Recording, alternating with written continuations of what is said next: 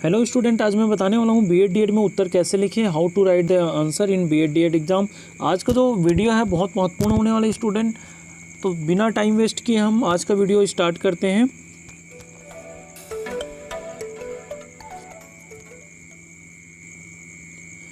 चलिए बात करते हैं हम बीएड के लिए कि बीएड की मुख्य परीक्षा में हम कैसे लिखेंगे, मुख्य परीक्षा में कैसे कैसे हम उत्तर लिखेंगे और किन किन बातों का ध्यान रखेंगे। उत्तर पुस्तिका में सबसे पहले आप मार्जिन बना लेंगे। दूसरी पॉइंट की बात करें कि उत्तर क्रमांक लिख लेंगे। तीसरी पॉइंट की बात करें रूपरेखा तैयार करने की, तो प्रिपेयर सिनॉप्सिस तैयार कर लेंगे। चौथी पॉइंट की बात करें कि बहुत सारे स्टूडेंट होते हैं कि जो लाइन वगैरह छोड़ के लिखते हैं, तो लाइन छोड़कर हम नहीं लिखेंगे, ज़्यादा लिखने पर विश्वास ना करें। कई स्टूडेंट क्या करते हैं कि बहुत सारा जैसे पेज भरना हमको करके बहुत सारा लिख लेते हैं, है ना। इसी को हम क्या करेंगे, अभी एक क्वेश्चन पेपर के माध्यम से हम बताएंगे कि कैसे कैसे हम अपने आंसर शीट में हम उत्तर लिखेंगे।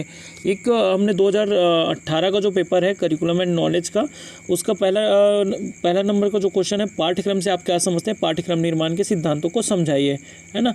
तो इसके बारे में हम बात करेंगे। इसका जो आंसर है हम उत्तर शीट जो होता है ना, उसमें हम कैसे लिखेंगे। तो सबसे पहले होता है कि मार्जिन वगैरह बना लें। मार्जिन बनाने के बाद उत्तर क्रमांक लिख लें। उत्तर क्रमांक लिखने के बाद क्या करेंगे, रूपरेखा लिखते हैं। रूपरेखा लिखने के बाद हम क्या करेंगे, प्रस्तावना जो परिचय जो देते हैं, तो परिचय जब देंगे तो हम क्या नहीं करेंगे, पाठ्यक्रम का जो मीनिंग होता है, पाठ्यक्रम का जो परिभाषा होता है, उसको हम परिचय में नहीं बताएंगे। प्रस्तावना जो होता है वो अलग होता है मीनिंग से, और जो हमारा जो परिभाषा होता है उससे अलग होता है।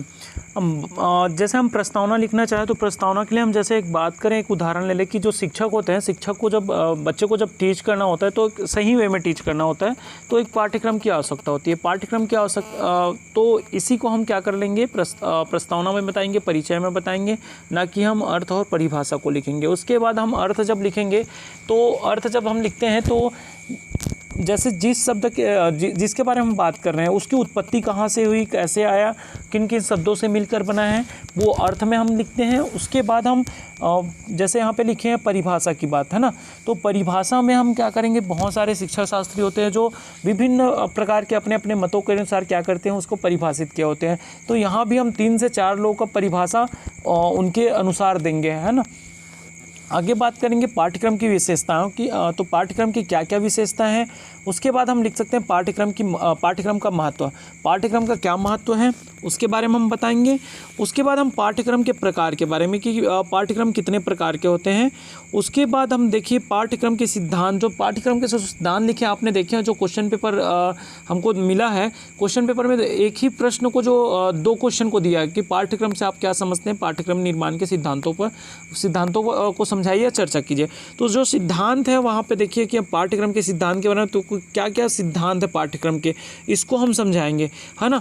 और उसके बाद हम क्या करेंगे, निष्कर्ष निकालेंगे। निष्कर्ष निकालने के बाद हम संदर्भ ग्रंथ लेंगे। और संदर्भ ग्रंथ के क्या क्या लिखते हैं ये भी बता दूं कि हम क्या करते हैं, अजयमाला वगैरह पढ़ लेते हैं, बिल्कुल ना पढ़े अजयमाला, है ना। बुक पढ़िए और कौन कौन से बुक को आपने पढ़ा है, और जिस बुक को आपने पढ़ा है और जिस बुक से आपने कंटेंट को लिया है, उस बुक का क्या करें, वहाँ पे नाम लिखे, उसके राइटर का नाम लिखे, है ना। पब्लिकेशन का भी आप नाम लिखना चाहो तो लिख सकते हो।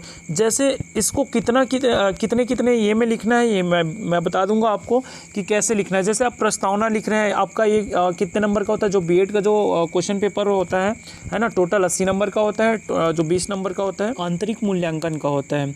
तो एक जो क्वेश्चन पेपर मान के चलो कि आपका 100 नंबर का क्वेश्चन है, तो 20 नंबर क्या हो जाएगा आंतरिक मूल्यांकन का, और 80 नंबर आपका थ्योरेटिकल हो जाएगा। तो उसमें हम कैसे कितना हम लिखेंगे, कैसे लिखेंगे, इसके बारे में थोड़ा सा और बता दूं आपको। मैंने क्वेश्चन पेपर को कैसे उसका प्रस्तावना बनाते हैं, क्या क्या लिखना होता है, इसके बारे में मैंने बता दिया। तो अभी जैसे बता रहा हूँ कि आपको एक क्वेश्चन पेपर 80 नंबर का मान के चलो कि एक क्वेश्चन कितने नंबर का हो गया, 16 नंबर का हो गया। 16 नंबर के जो क्वेश्चन है उसको कैसे लिखें, आप कितना लिखें। ऐसा नहीं है कि आप जैसे कि मैंने पॉइंट टू पॉइंट जैसे बात किया था कि लाइन छोड़कर, तो कई लोग क्या सोचते हैं कि हम लाइन छोड़कर लिखेंगे तो हमारा पेज क्या हो जाएगा, ज़्यादा वो हो जाएगा, है ना, और ज़्यादा पेज जैसे भरते हैं तो उसमें हमें नंबर मिलेगा। तो ऐसा कुछ नहीं है। ये जो आपने अपना सोच के रख लिया कि हम ज़्यादा लिखेंगे तो ज़्यादा नंबर मिलेगा, ऐसा कुछ नहीं है। आप सही लिखिए, कम लिखिए, आपको अच्छा नंबर मिलेगा, है ना। उसके बाद आगे मैंने बताया कि लाइन छोड़कर हो गई और ज़्यादा लिखना। तो ज़्यादा लिखना ऐसा नहीं है कि आप कुछ भी लिखे जा रहे हैं और आप सोचेंगे कि आपको नंबर मिलेगा, तो ये ऐसा मत वो करिएगा, है ना। आप जितना जानते हैं और जितना अच्छा और जितना सटीक लिखो, अच्छे हैंड राइटिंग में लिखो, आपको मार्क्स ज़रूर मिलेंगे। आगे हम बात करते हैं कि जैसे 16 नंबर का जो क्वेश्चन है, तो कम से कम कितने पेज में और ज़्यादा से ज़्यादा कितने पेज में। तो मैं तो कहूँ आपको कि एक पेज मतलब कि कहा जाए तो दो वो होते हैं ना, एक पन्ने में दो जो होते हैं पेज होते हैं, मान के एक पेज हो गया, दूसरा पेज हो गया, ठीक है, एक पन्ने में। तो आप ज़्यादा से ज़्यादा 3 पन्ना लिखिए, 6 पेज, है ना। और कम से कम 6 पेज लिखिए और ज़्यादा से ज़्यादा आप 8 पेज लिखिए, मतलब 4 पन्ना लिखिए, उससे ज़्यादा आप मत लिखिएगा, है ना। ज़्यादा लिखने से कोई आपको नंबर नहीं देने वाला है। उसके बाद हम बात करेंगे, एक मैं मेंटल मेजरमेंट का एक क्वेश्चन है, उसको भी आपको पूरे उत्तर सहित मैं आपको बताता हूँ कि कैसे उसको लिखना है।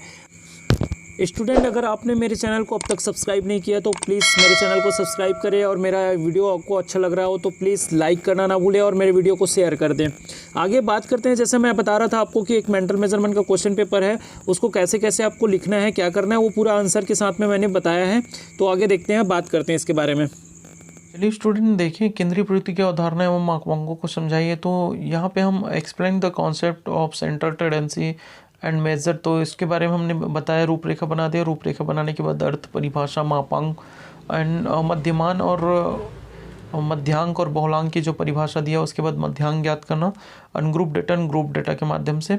उसके बाद हमने संदर्भित ग्रंथ बताया। तो यहाँ पे मध्यांक के जो परिभाषा है, मध्यांक का अर्थ है, यो बताया गया है। बहुलांक का जो अर्थ है, बहुलांक की परिभाषा बताया गया। उसके बाद हमने मध्यांक निकाला है यहाँ पे, है ना। उसके बाद आप देख रहे हैं कि मध्यांक ज्ञात करना, कि कैसे हम मध्यांक ज्ञात कर सकें जब n जो है वो सम हो और n जब हो विषम हो। उसके बाद आपको लास्ट में संदर्भ ग्रंथ दिखाई दे रहा है ना, कि कौन कौन से बुक से यहाँ पे जो कंटेंट लिया गया है।